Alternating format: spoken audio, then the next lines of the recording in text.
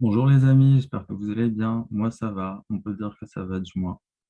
Donc aujourd'hui, je vais vous faire une vidéo concernant le cours de adopter les API REST pour vos projets web. Donc dans ce cours, on fait un exercice pratique où on requête l'API de GitHub pour faire un exercice pratique. Donc je vais faire une courte description et après je vais faire les exercices pour vous parce que je sais que vous êtes fainéants, vous êtes tous des lâches. Mais je ne mets personne à partie, hein. Je sais que tout le monde est comme ça, même moi. Donc, il n'y a pas de souci. Il n'y a personne qui est lynché. Et donc, mon but dans cette vidéo, c'est de faire cet exercice de 4 manières différentes, enfin, avec 4 outils différents. Dans cet exercice, elle utilise que Postman. Et je vais utiliser Postman aussi pour que vous sachiez quand même que c'est un outil assez large.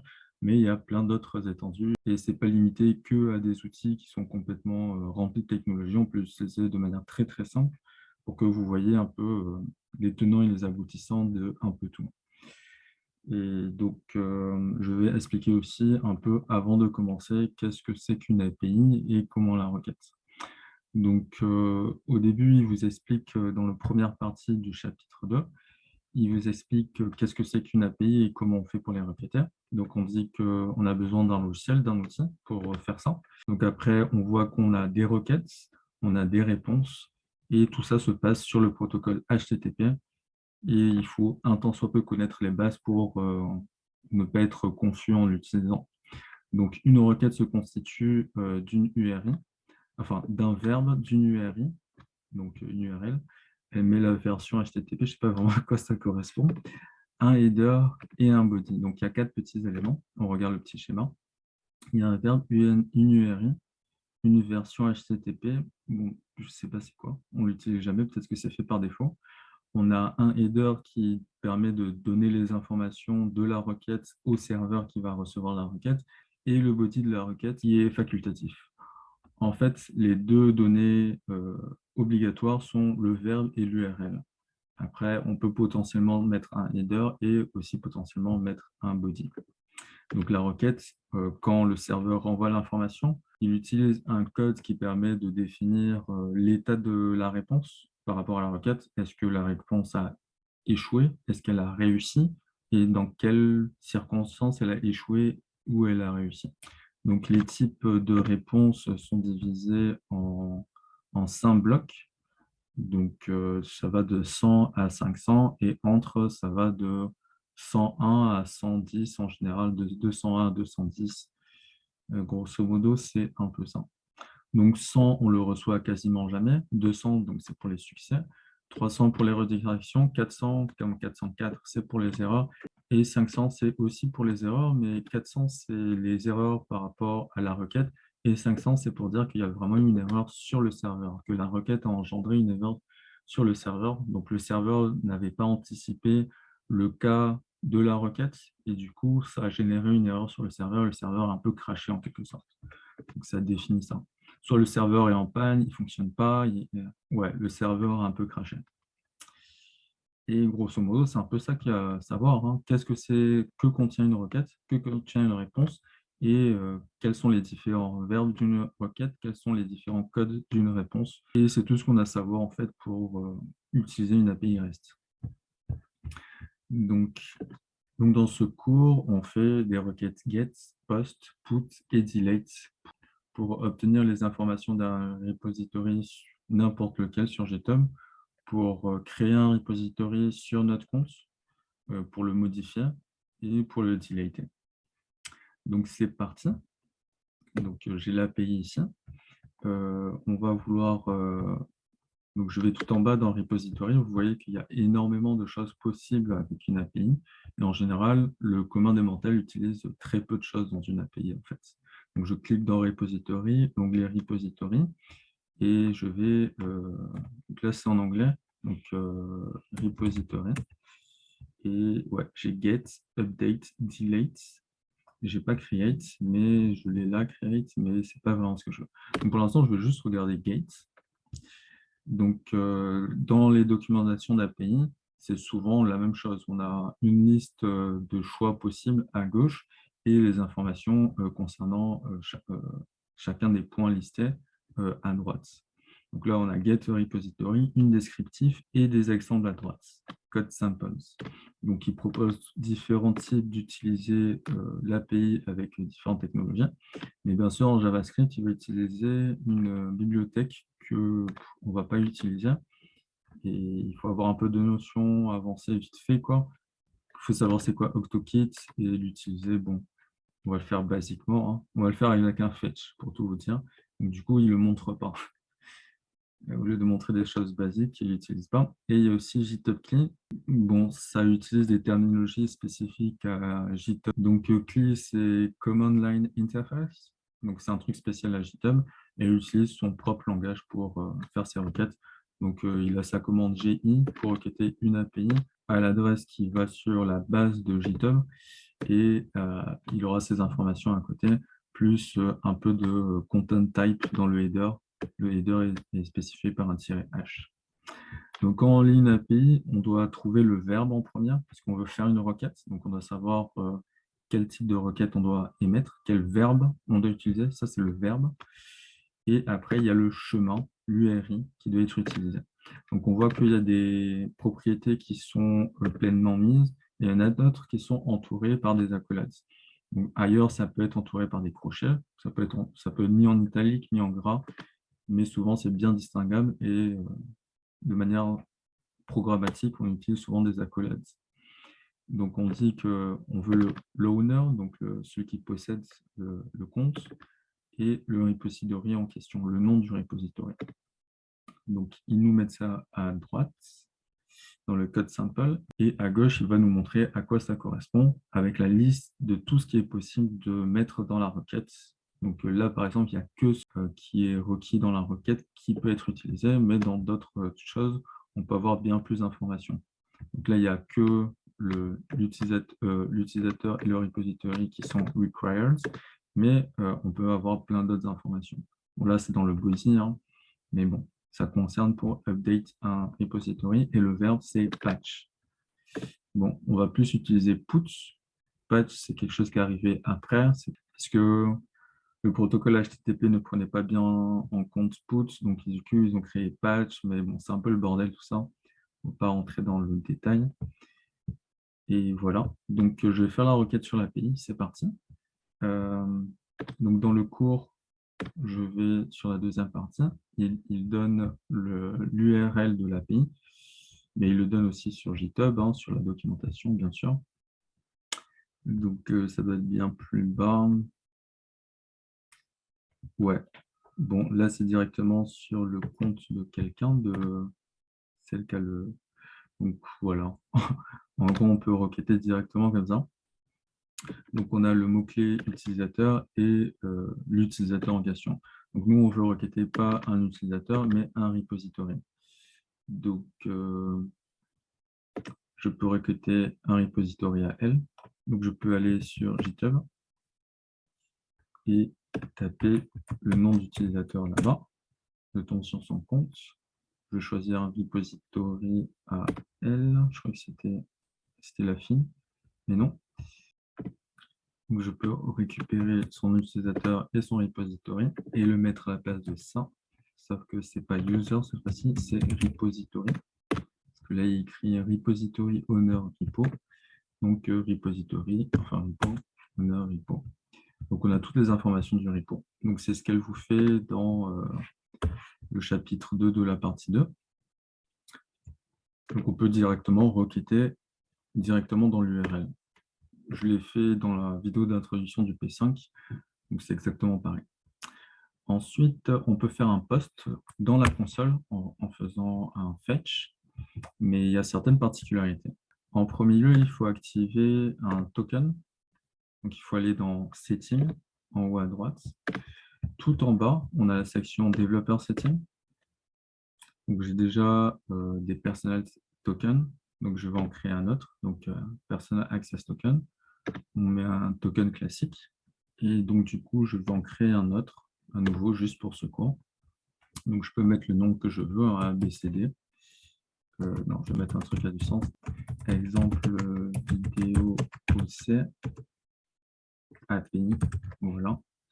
On peut définir une date. On vous déconseille de la mettre en illimité. Si vous mettez no expiration, vous mettez un truc, c'est fortement dérecommandé. Donc, je vais juste mettre 7 jours et on peut définir les différentes actions qui sont permises avec ce token. Donc, ça pousse la sécurité assez loin. Donc, je vais juste cliquer sur celui-là pour avoir les statuts du repository et c'est tout. Donc, bien sûr, à un moment donné, ça va me bloquer parce que je n'aurai pas tous les accès. Mais donc, du coup, ça me le crée. Ça me donne un token qui est une série de caractères hexadécimaux et je dois le sauvegarder quelque part. Moi, en général, je clique ici, je mets modifier. Bon, je ne prends pas n'importe lequel hein, et je le mets dans le nom d'un favori. Comme ça, au moins, je ne le perds jamais. Mais je ne vais pas faire ça. Je vais juste garder la fenêtre ouverte et faire attention de ne pas la fermer. Donc, je repars dans la documenterie. Je veux créer un repository. Donc, create organizational repository. Je ne pense pas que ce soit ça. Donc, il y en a plein, hein, 48, je ne vais pas tout chercher. Moi, je vais à gauche. Create a repository using a template. Non, ce n'est pas vraiment ça. Et create a repository for an authenticated user. Donc, pour moi, c'est vraisemblablement ça. Donc, on me dit que c'est un post, que le endpoint, donc l'URI, ça va être le nom de l'API plus user au singulier plus repo au pluriel. Et je devrais utiliser, donc à gauche, on voit qu'il y a quelque chose qui est required, et on voit que c'est dans les body parameters. Donc dans le body, je devrais mettre au moins une propriété qui s'appellera name et qui devra avoir donc une valeur. Donc je vais faire un fetch, je mets l'URL, et après, je mets les informations associées à la requête. Donc, j'appuie sur Shift, Entrée, parce que si je ne mets pas Shift, ben, du coup, ça va balancer l'information en ligne de commande, enfin, à l'interpréteur, et ce n'est pas ce que je veux. Donc, les informations prioritaires, on veut le verbe, donc on utilise le mot-clé méthode. Donc, je rappelle, pour notre truc, Create a repository, le mettre bien flagrant, c'est dans un encadré bleu et c'est en post. Donc, je mets post. Après, je dois mettre les headers, le header, les headers. Donc, on le met au pluriel. Et dedans, j'ai une clé qui est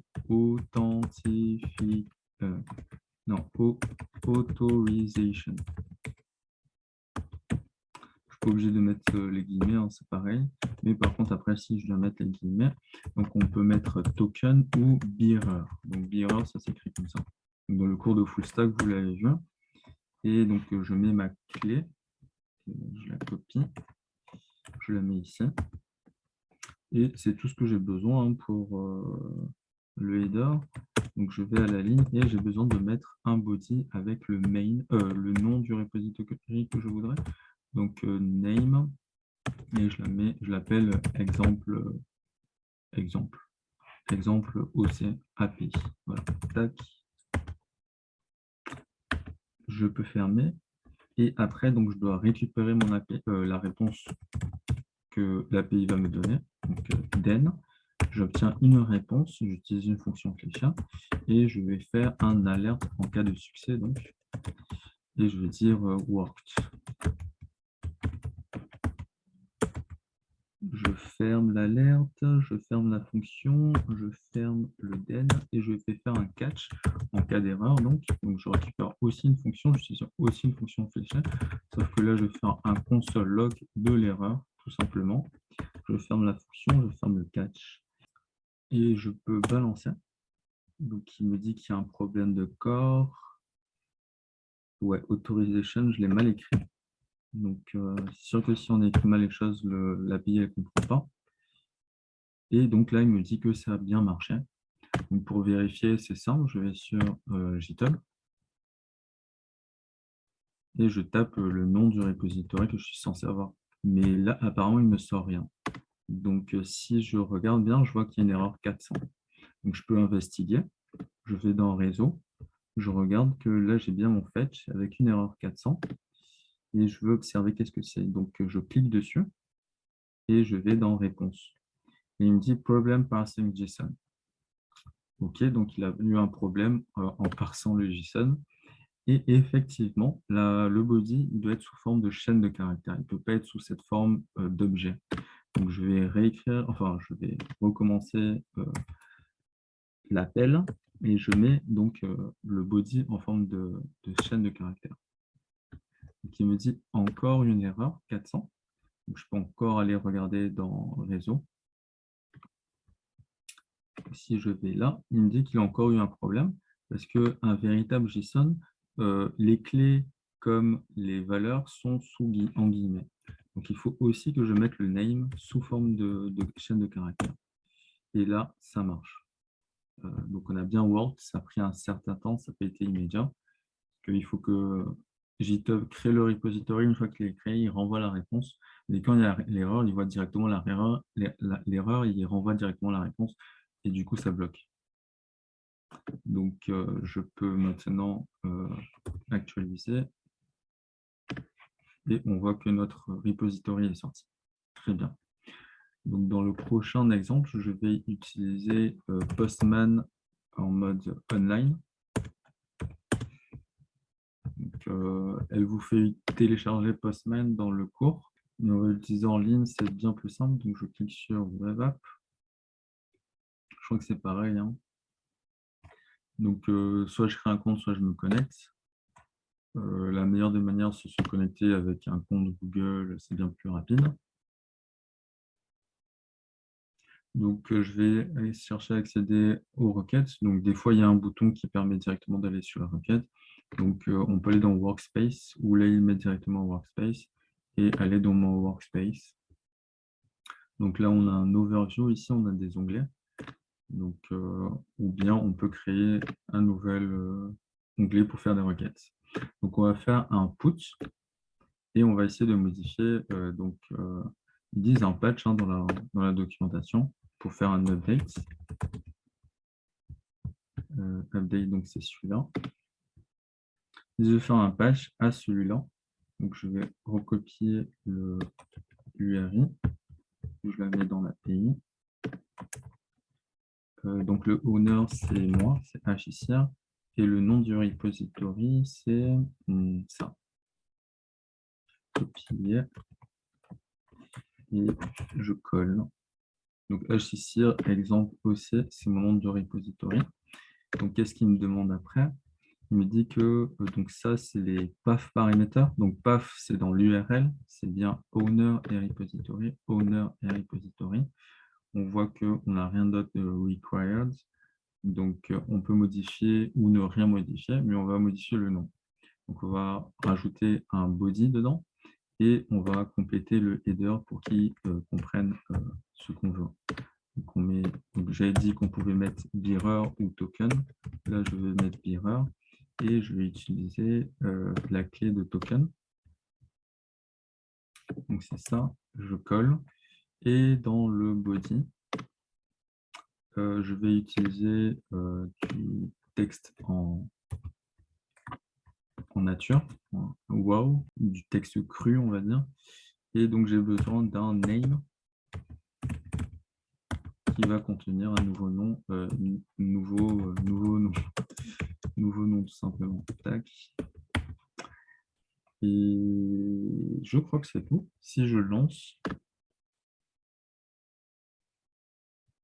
je vois que ça a bien été modifié. Je peux aller checker sur mon repository. Donc, il faut que j'actualise. Donc, il n'y aura plus d'exemples, mais il y aura nouveau nom ici. Donc, les espaces sont transformés en tirets. Voilà. Donc, pour le dernier exemple, je vais utiliser VS Code. Donc, il y a une vidéo qui permet d'utiliser le plugin que je vais présenter. Le plugin s'appelle REST Client, ce VS Code plugin. Donc, vous pouvez taper dans plugin ici, mettre REST Client. Il va vous sortir plein de choses. Donc, c'est REST Client, le premier qui va sortir.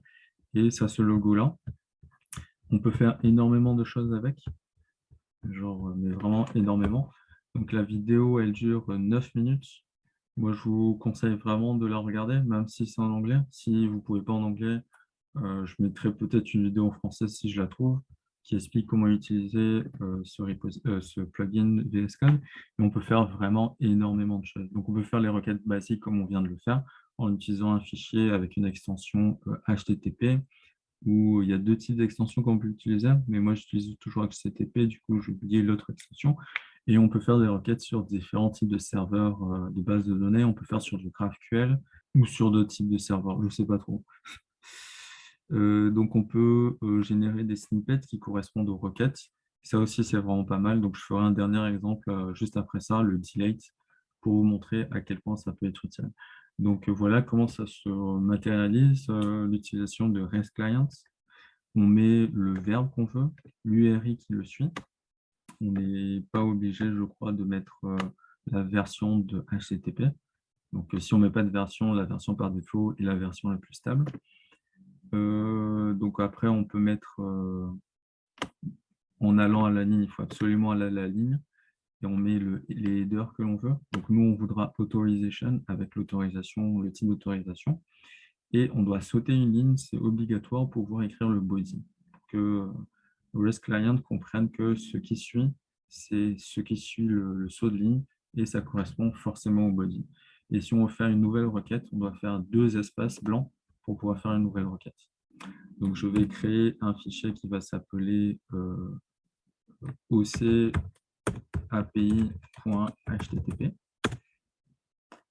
Et donc, je veux faire un delete à l'URI que j'ai utilisé tout à l'heure, c'est celui-là. Je vérifie que je suis bien sur le bon. Donc, si repo, alors je n'ai pas sélectionné. Donc, delete, c'est ça.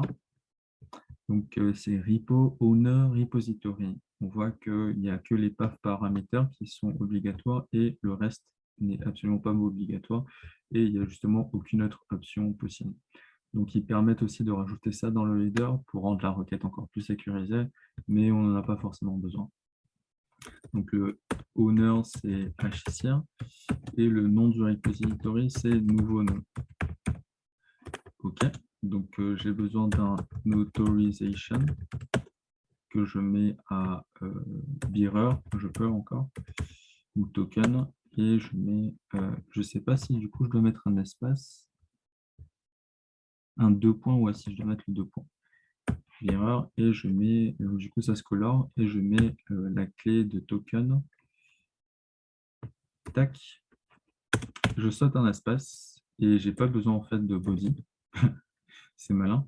Donc, je vais peut-être faire un patch d'abord pour montrer que ça marche. Donc, je vais modifier celui-là et je vais lui donner un name à encore nouveau. Encore nouveau nom. Tac. Et après, pour lancer ma requête, j'ai juste à cliquer sur le petit bouton ici. Ah, c'est vrai, j'oubliais, je dois toujours faire des zooms quand je fais des vidéos pour que ça soit visible par l'utilisateur, par le spectateur. Donc, on voit qu'on obtient une réponse 200 avec OK qui certifie que c'est bien OK. Le protocole qui a été utilisé par défaut, je ne l'ai pas mis. Hein. Et tout plein d'informations concernant la modification. Je peux aller checker sur GitHub que ça a vraiment marché. Donc, si je mets nouveau, donc je dois actualiser. Si je mets nouveau, je n'aurai plus nouveau, mais encore nouveau nom. Donc, je vais faire le test pour le delete. Donc, delete, j'ai toujours la même URI, j'ai toujours ça, et je n'ai pas besoin de rien du tout. Je peux envoyer ma requête. J'ai un 403 qui me dit que je suis interdit de faire ça. Donc, ça doit provenir des autorisations qui sont associées à mon token. Donc, je dois repartir dans mes informations personnelles pour changer le token afin de valider les modifications que je souhaite faire. C'était là, en fait, je n'ai pas besoin de faire ça. Et c'est lui, et je dois cliquer ici. Et donc, delete packages. Est-ce qu'il y en a un autre de delete? Ah non, c'est delete repository, c'est pas packages. Donc, j'ai juste à modifier ça. Et si je repars dans mon VS Code et que je relance la requête, comme par magie, ça marche. Si je peux aller checker dans mon repository, dans mon compte GitHub, je tape encore et il n'y a plus rien qui sort. Donc voilà les 4 exemples de get avec le navigateur, une URL basique, post avec la console en fetch tout simplement, update, patch que j'ai fait sur Postman et delete, et je refais un patch ici aussi avec cette API. Donc je vous conseille fortement d'utiliser cette API. Par exemple, je peux donc tout sélectionner, faire appel à REST Clients et REST Clients et choisir parmi les options. Et il me propose de générer un code snippet correspondant à cette requête, de choisir le langage. Donc nous, on n'utilise que du JavaScript et de choisir le type de langage qui va être utilisé derrière. Donc on peut utiliser de l'ancien JavaScript, du nouveau JavaScript, une bibliothèque qui s'appelle jQuery ou une autre qui s'appelle Axios. Donc nous, on va utiliser du Fetch en général et il génère le code qu'on pourra couper, coller directement dans notre application si jamais on en a besoin. Donc dans le P5, par exemple, la page d'accueil, on faisait une requête sur l'API pour récupérer tous les produits.